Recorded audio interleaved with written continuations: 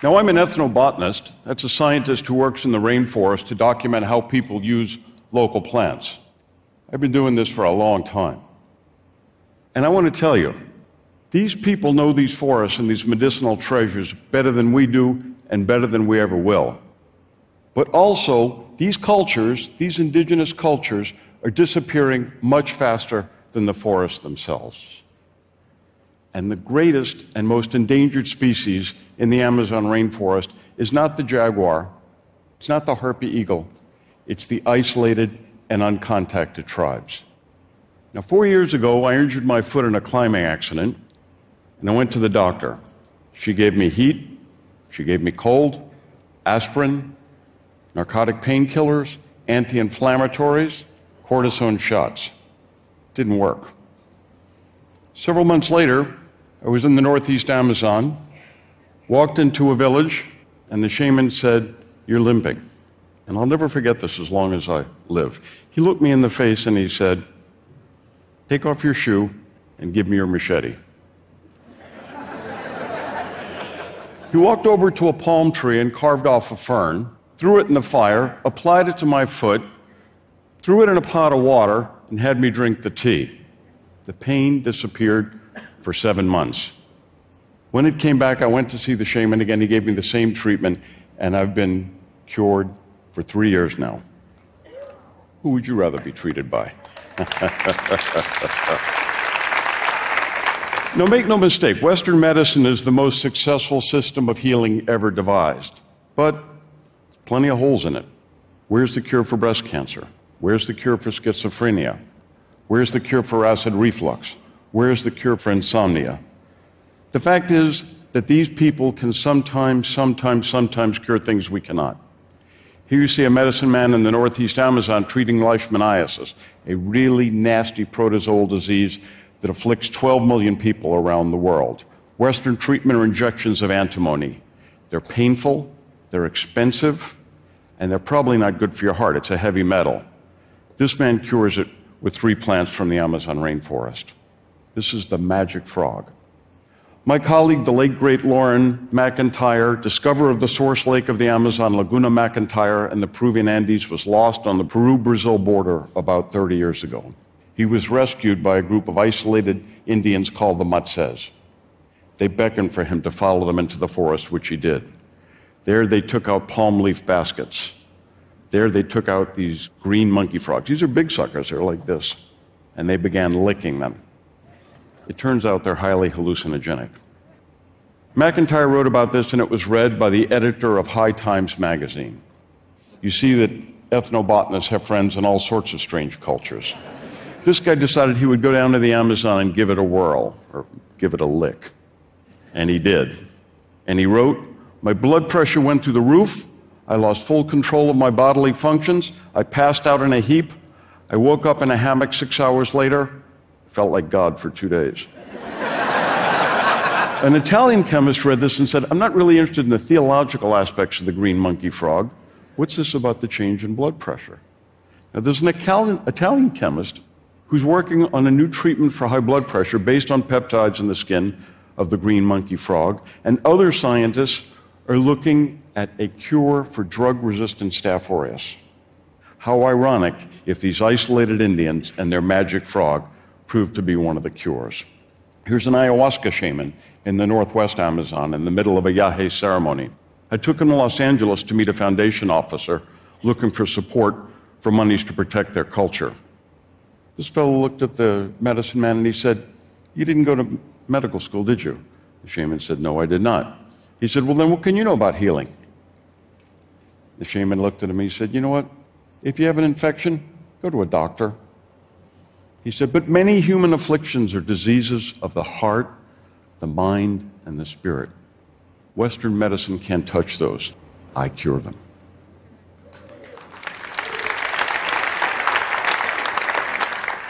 But all is not rosy in learning from nature about new medicines.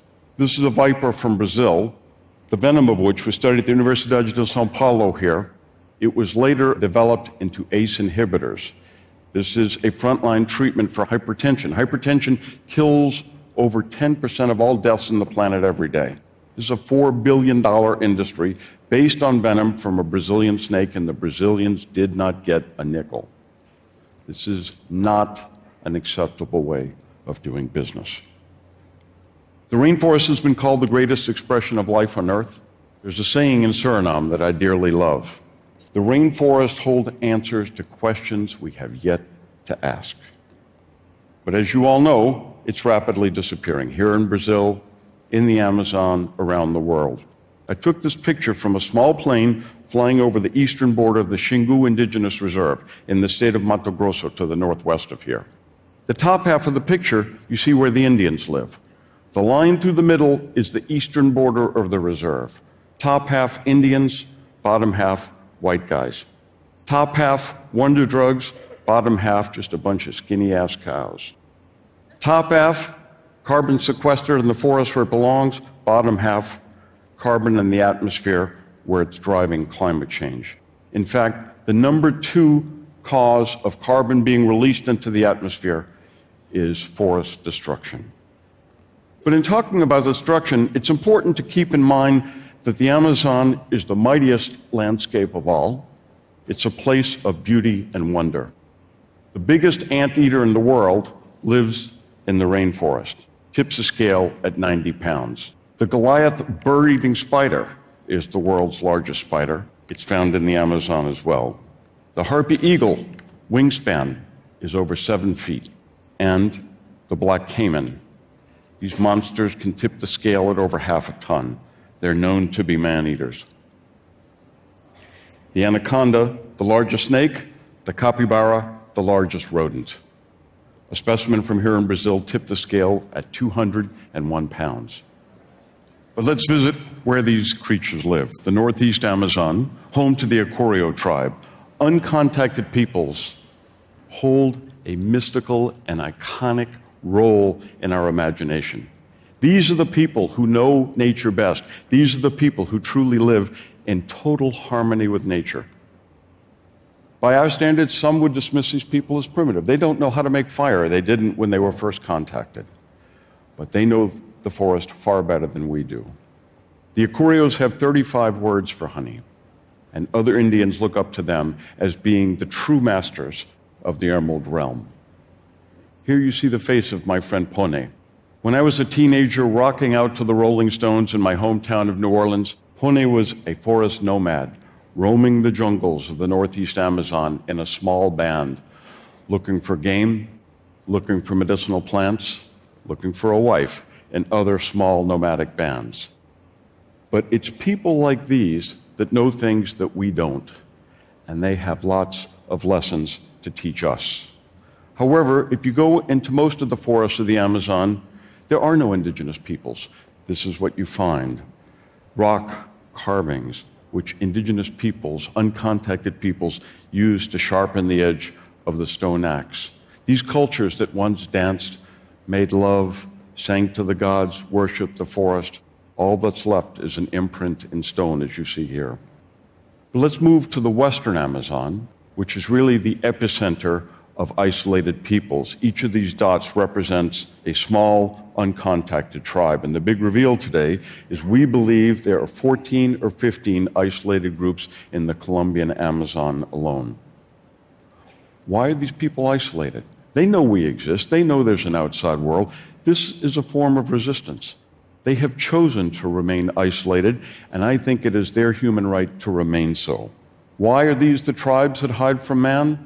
Here's why. Obviously, some of this was set off in 1492. But at the turn of the last century was the rubber trade. The demand for natural rubber, which came from the Amazon, set off the botanical equivalent of a gold rush. Rubber for bicycle tires, rubber for automobile tires, rubber for zeppelins. It was a mad race to get that rubber. And the man on the left, Julio Arana, is one of the true thugs of the story. That his people, his company, and other companies like them killed, massacred, tortured, butchered Indians like the Huitotos you see on the right-hand side of the slide. Even today, when people come out of the forest, the story seldom has a happy ending. These are Newcocks. They were contacted in the 80s. Within a year, everybody over 40 was dead. Now remember, these are pre-literate societies. The elders are the libraries. Every time a shaman dies, it's as if a library has burned down. They have been forced off their lands. The drug traffickers have taken over the Nukok lands. And the Nukoks live as beggars in public parks in eastern Colombia. From the Nukok lands, I want to take you to the southwest, to the most spectacular landscape in the world. Chiribiquete National Park. It was surrounded by 3 isolated tribes, and thanks to the Colombian government and Colombian colleagues, it is now expanded. It's bigger than the state of Maryland. It is a treasure trove of botanical diversity. It was first explored botanically in 1943 by my mentor, Richard Schultes, seen here atop the Bell Mountain, the sacred mountains of the Carijonas. And let me show you what it looks like today. Flying over Chiribiquete, realize that these lost world mountains are still lost. No scientist has been atop them. In fact, nobody's been atop the Bell Mountain since Schultes in 43. And we'll end up here with the Bell Mountain just to the east of the picture. Let me show you what it looks like today. Not only is this a treasure trove of botanical diversity, not only is it home to 3 isolated tribes, but it's the greatest treasure trove of pre-Columbian art in the world. Over 200,000 paintings. The Dutch scientist Thomas van der Hammen described this as the Sistine Chapel of the Amazon rainforest. But moving Chiribiquete down to the southeast, again in the Colombian Amazon, and remember the Colombian Amazon is bigger than New England. The Amazon's a big forest. Brazil's got a big part of it, but not all of it. Moving down to these 2 national parks, Cauinari and Puré, in the Colombian Amazon, that's the Brazilian border to the right. It's home to several groups of isolated and uncontacted peoples. To the trained eye, you can look at the roofs of these malokas, these longhouses, and see that there's cultural diversity. These are, in fact, different tribes. As isolated as these areas are, let me show you how the outside world is crowding in. Here we see trade and transport increased in Putumayo. With the diminishment of the civil war in Colombia, the outside world is showing up. To the north, we have illegal gold mining, also from the east, from Brazil.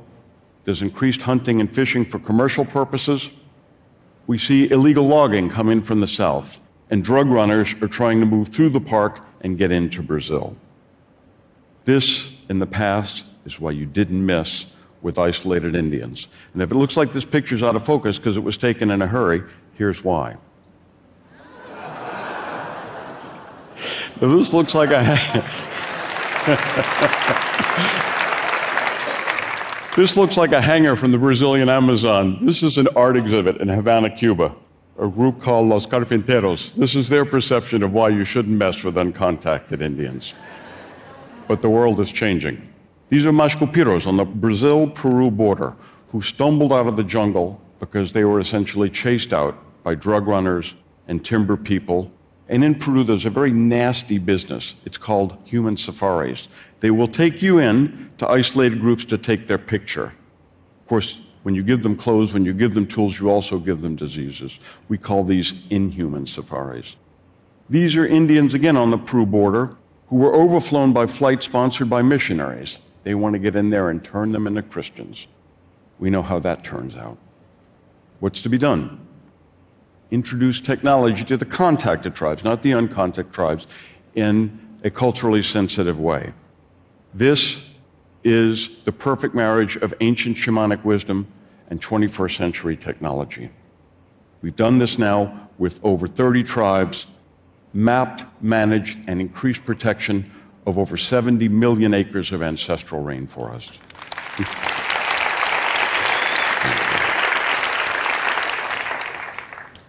So this allows the Indians to take control of their environmental and cultural destiny.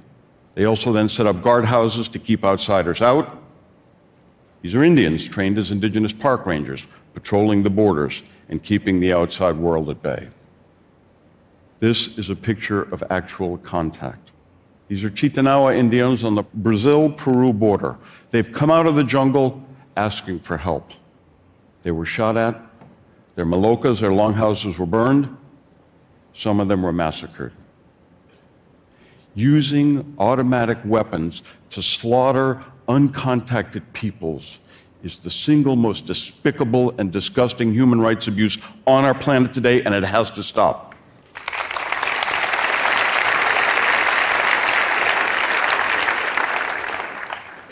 But let me conclude by saying this work can be spiritually rewarding, but it's difficult and it can be dangerous.